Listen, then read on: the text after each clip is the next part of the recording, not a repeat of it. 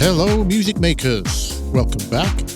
Viewer Algo2 was asking me to explain the chords from the piano house track in the One Trick to Improve Your Groove video.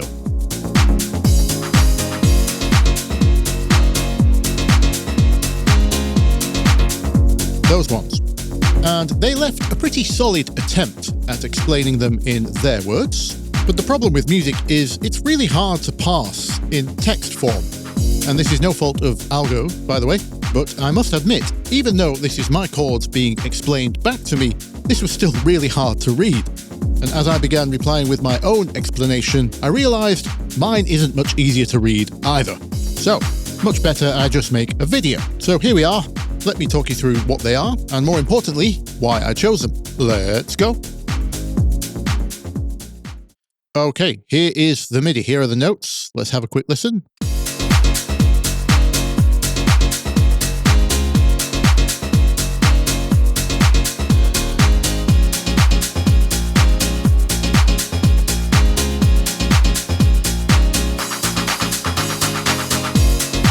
Good stuff. The problem is, if you're not used to chords in general, this might not make any more sense than looking at it as text. In fact, it might be worse. But fear not, I'm going to simplify this down to its essentials so we can digest it. First of all, we can actually get 99% of our clues from just the bass notes. So let's remove everything else. These ones are just a duplication of what's below, an octave. So this is essentially all we need. And believe it or not, this whole progression just boils down to two chords. We have this one here and this one here. We stay around here for 2 bars and then move here and stay there for another 2 bars. So in total, it's a 4-bar progression made up of mostly 2 chords. And then in between those, we have, shall we call this an interruption? There's one here, where we interrupt the chord we're holding. And then at the end of each 2 bars, we have what's called a turnaround, which is like an interesting way of looping or getting to the next section. Here's a turnaround on this side. So that's effectively it, just 2 chords with some interruptions and some turnarounds. Okay, the other thing I'm going to do to simplify this is we're going to move everything down 1. The original is in A sharp minor. Bringing it down 1 puts us in A minor.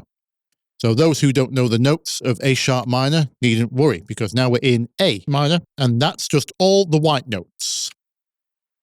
A, B, C, D, E, F, G, 1, 2, 3, 4, 5, 6, 7. That's all the notes of A minor. We don't have to learn our scales. So that means we can tell our main chord progression is effectively 6, 1. It's just those 2 chords, chord 6, chord 1. The interruptions, we've got chord 3. Both time is the interruption. And then our turnaround is on 4, 3, 7. And over here, it's a 7, 5. But essentially, it's just 6, 1 with some bits in between.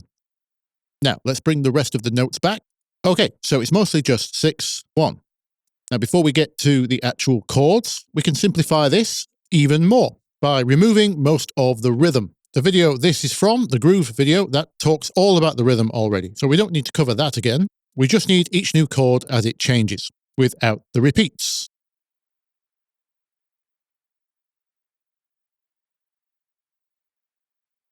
Okay, that's all the extraneous rhythms gone. That's just the chord changes left. Good. Now, there is one more simplification stage to do. We can remove one of these bass octaves.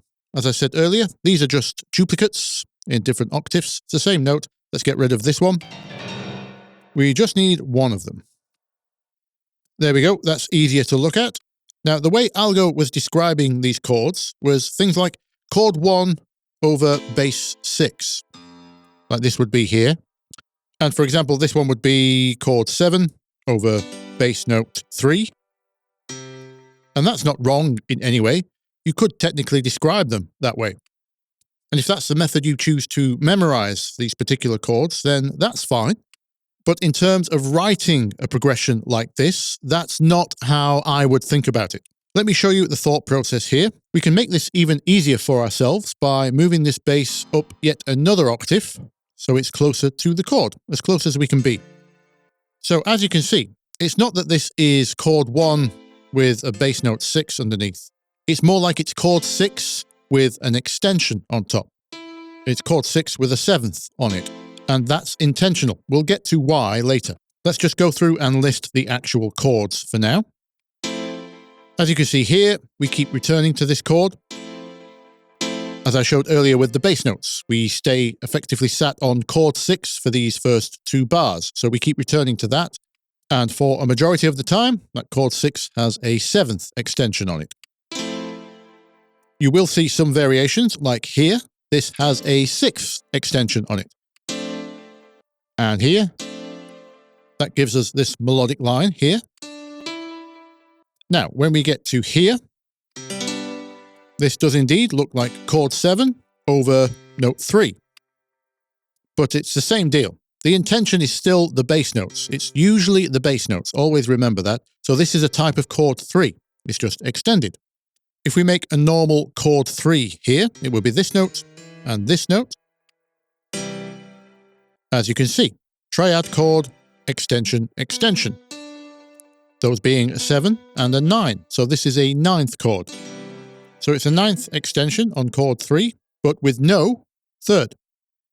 I'll explain why that's left out later, but the 3rd does reappear up here in this version.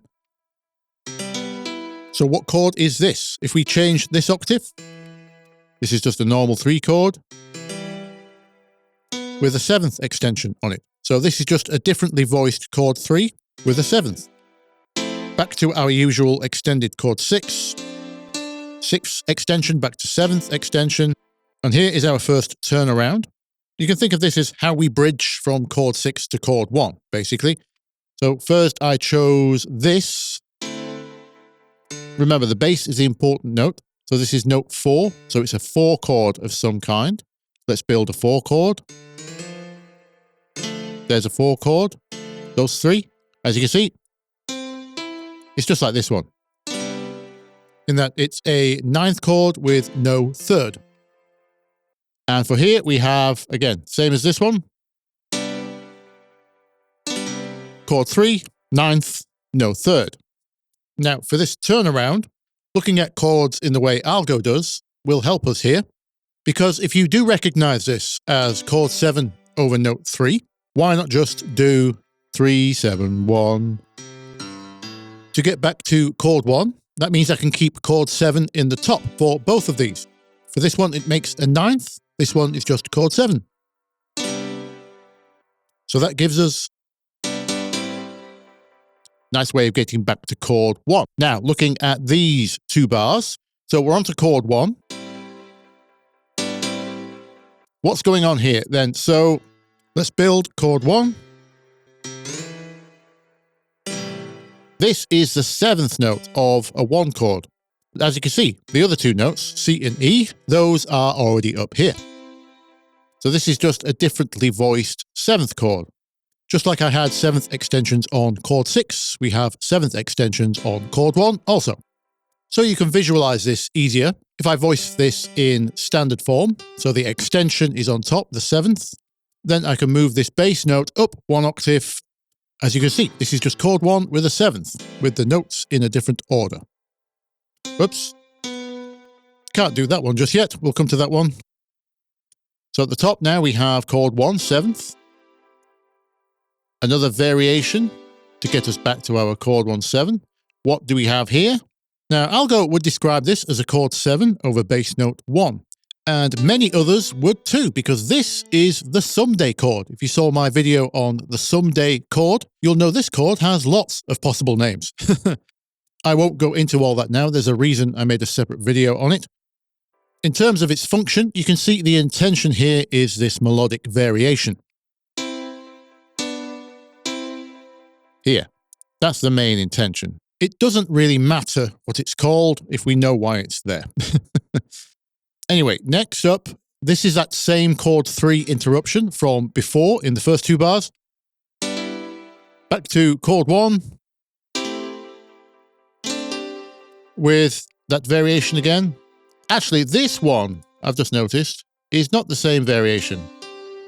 This was chord 7 over 1. This one is not. Again, it's just for that melodic variation. Technically, this makes a 7/11, no fifth chord. Again, the name is not important. The important bit is why, which was this melodic change. Why is it different to the one earlier? That's probably a mistake, just an oversight on my part. Not that it really matters. I would have preferred the other one. I like the fact that we have two leading lines here. But the fact that it wasn't means I probably forgot, missed it. Doesn't matter in the great scheme of things. Let's call it variation, artistic variation. Now, let's discuss the last turnaround at the end. Note 7 at the bottom, but on top, notes 7, 1, and 3 of the scale, C, E, and G, that's actually chord 3. If we try to build a chord 7, just build it off to the side here, that's a chord 7. So this is not a type of chord 7. So here is a case of where the bass is not giving us a proper clue to the chord. No, all this is just an inverted chord 3, which just means it's chord 3, but the 3 note is not at the bottom. And then lastly, note 5. Is it a 5 chord? Let's build chord 5. There's our 7th. What's this? G. Remember, actually, this was our original voicing. Here's where it was originally. So yes, as you can see, if we move the bass up an octave, it's just chord 5 with a 7th on top. That is our turnaround. And you can see why it makes sense. If I put these back in their original place, this is how we get back to chord 6. So the bass makes this nice move of 7, 5, 6. Even though this isn't a chord 7, it's an inversion. You can see why I've chosen this bass melody, if you like. Speaking of why, let's look at that next. Right then, on to the most important part of the video, the why. Why did I choose any of this? Ultimately, it comes down to what feeling we want to create. And please try to remember throughout all of this that chords are just one element we can use to achieve a vibe, or indeed not using chords, like some of the tougher genres do. And speaking of genres, while I do generally think chords are chords, and the theory behind them is generally universal, in this case, the piano house genre has dictated some of my choices, namely chord types and voicings, which we'll get to later. So the first thing I want to talk about is the chord progression itself, that choice of chord 6 into 1. Why did I choose 6-1? Why didn't I use more chords? And why did I switch when I did? All those questions. So, starting on 6, that's something I like to do quite often. I think that it sounds unresolved, but not in a tense way. It's more that it's full of potential. And it sets up this lift into chord 1 nicely. Resolved, if you will, although it doesn't sound like it's over. You might call it triumphant, maybe? It's just good, powerful house vibes. As for the other way around, 1 into 6, that can feel a little bit more melancholy sometimes, or maybe more serious. It's very hard to describe, and I'm not going to be able to show it very successfully now because for the entire video we've been listening to a 6-1 progression. So when I play this back now the other way around, it's just going to sound like I've started halfway through. But here it is.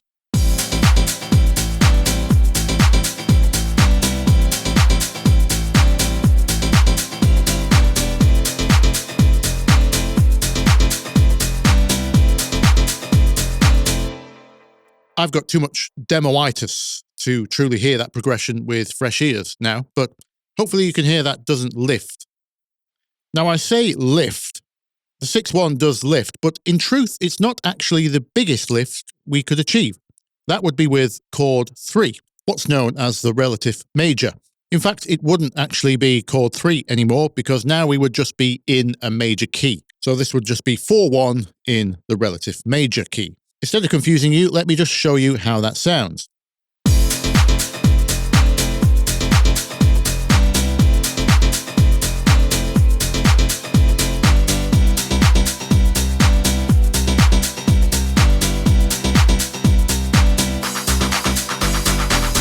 A call that one the summer progression. That's a different kind of lift, but it's a very big one.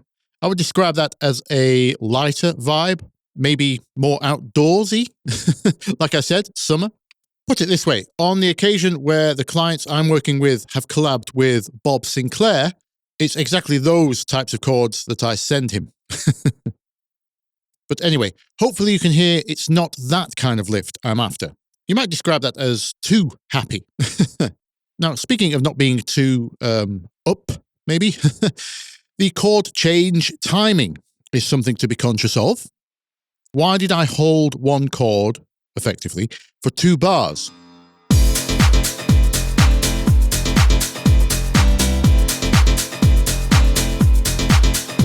Why not 1 chord per bar, or even 1 chord per half a bar?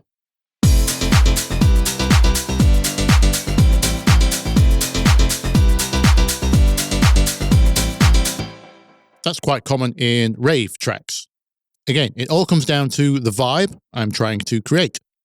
By sitting on these chords for a little longer, it helps keep the energy in a kind of pocket. Not too hype, not too chill. Obviously, the rhythm, the bouncy rhythm's doing a lot of work. And because we're not shifting the chord, there's less distraction from harmony changes. So that naturally puts the focus on the rhythm a bit more, and we can settle into that groove.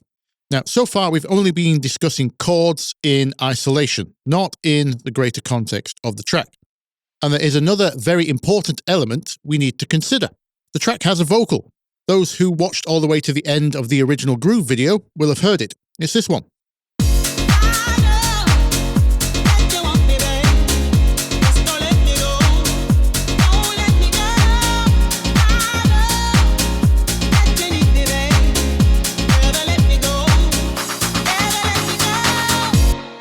So as you can hear, she has some properties which have influenced my choices in the piano part, a certain bounce and energy. She has that house club diva vibe, great power, but she's not just belting high notes, she's bouncing and swinging too. Da-ba-da-ba-da. So it doesn't matter whether you start with the vocal or the piano. Hopefully you can hear how you might want to make those match up, not just in pitch, but in vibe.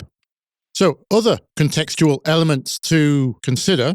This is not just purely a functional chord part. This isn't a chord part supporting something else, like a pad part would, for example. That would sound something like this.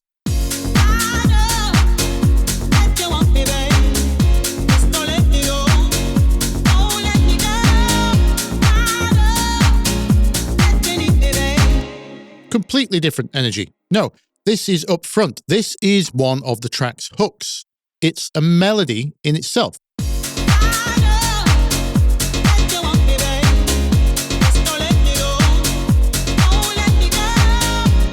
So that's obviously influencing my decision on the rhythm, but also melodic variations like these. I could have just not put these in, kept the variations out, and let it sit on that chord.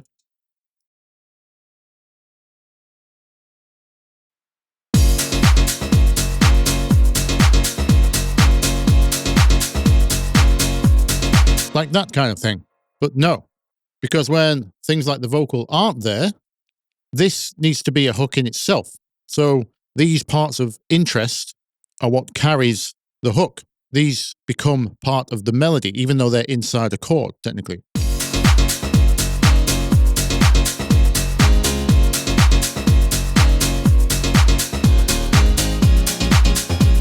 This swapping, especially here, becomes part of my repeatable motif, if you like. Now, once I started to find this melody, that started to dictate what notes I kept in the top, how I voiced the chord, basically. Because as we heard earlier, the chord extension is at the top when we're on chord 6 here. I could have chose to keep the extension at the top when we move up to chord 1. Like this.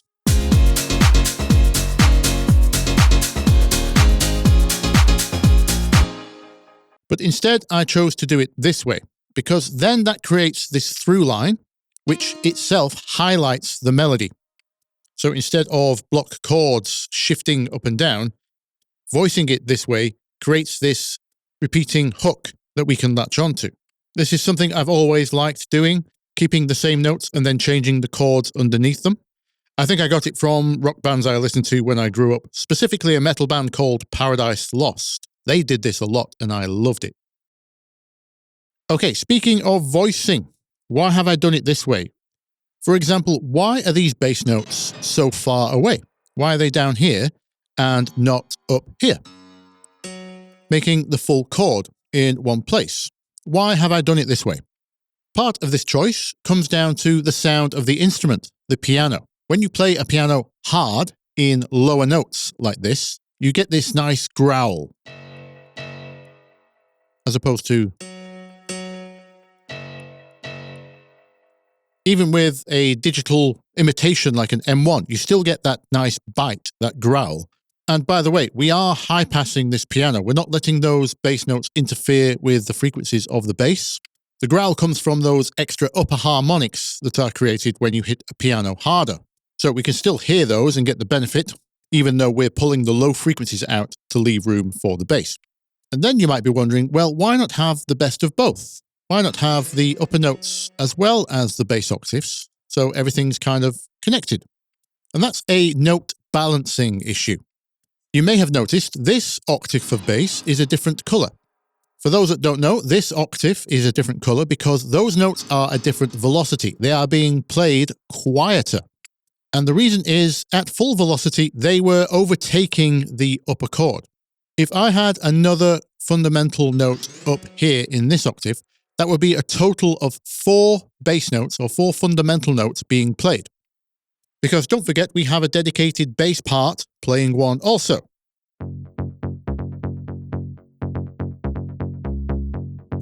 So, of course, it's not just the piano playing the bass notes. If I had 4 things playing that note, the F sharp in this case, that would become the dominant tone.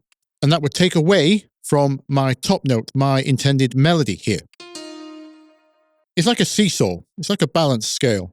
So too much at the low end takes away from the top end and vice versa. And also, too many numbers of the same note take away from those that have less notes. So by doing it this way, I can still emphasize my top hook on note 7 without having too many note 1s, but still getting that low end growl.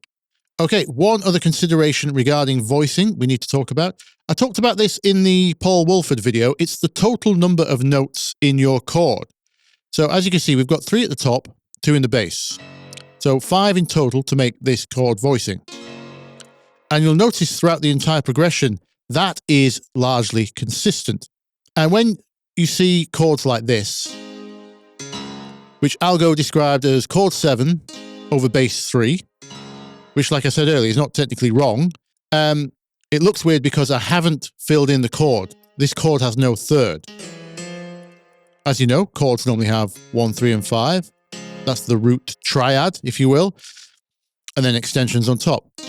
This would be the full chord. The reason I haven't filled this chord in with its third is because of this concern. This would now be the only 6-note chord in the progression. If I play this back, we'll hear that this one chord just jumps out for no reason.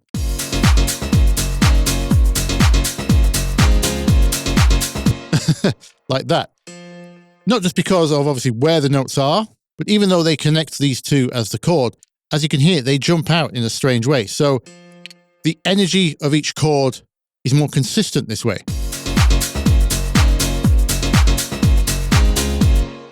And again, we're not taking away from our top melody with these extra notes just for the sake of filling out the chord. So that's something to consider.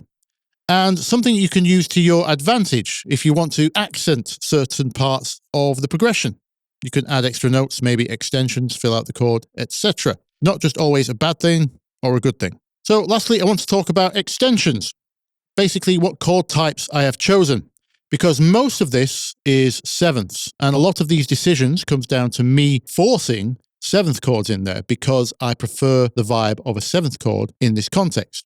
I talked about earlier how where this note came from, instead of just keeping the standard root of the chord, the bass note, I moved it here. I could have kept this entire through line all the way through, but I didn't. I moved this because I wanted the 7th. And as we discussed earlier, I didn't want the 7th to go on top because that would take away from that melodic element. So I forced a 7th chord in here. Now, 7ths have their own vibe, even though they're just technically one extra note on a normal chord. For me, it's an entirely different mood. In certain contexts, a 7th or a 9th can kind of calm a vibe down. A normal triad chord made of the original 3 notes can sound very direct or even trite, if you will. Let me show you the difference. So here's our riff as it was with 7ths.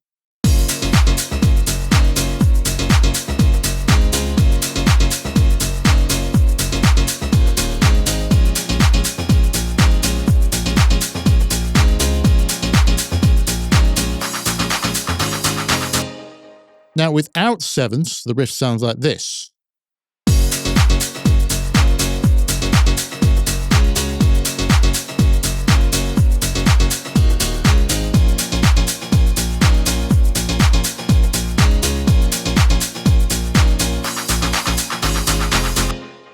Very, very different vibe. This also plays into what I talked about with the total number of notes in a chord, the changing of energy that can bring. That also happens with extensions. If you move from a chord with lots of extensions to a non-extended chord, that changes the mood considerably. Again, not right or wrong, something you might want to use to your advantage on purpose, but something to consider. So here I've put an extreme example together. This is a 9th chord clustered together. The voicing is what we call clustered. So then the 9th and 7th is buried inside the chord. And then we just go to a standard triad. But you'll hear the change in vibe when we go from extended to non-extended.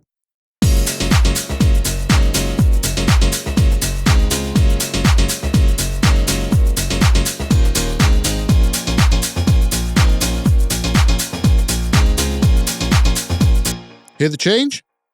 Like I say, not right or wrong, just a factor you need to consider. Okie dokie, there you go. My complete over-analysis of chord decisions I probably made in a matter of minutes subconsciously because I've been doing this for so many years. Algo, this is your fault. This was supposed to be a quick video and I've overdone it as usual. Anyway, please reward me with a like or sub, or there's a donation link in the description. And until next week, I will see you in the comments. Bye-bye.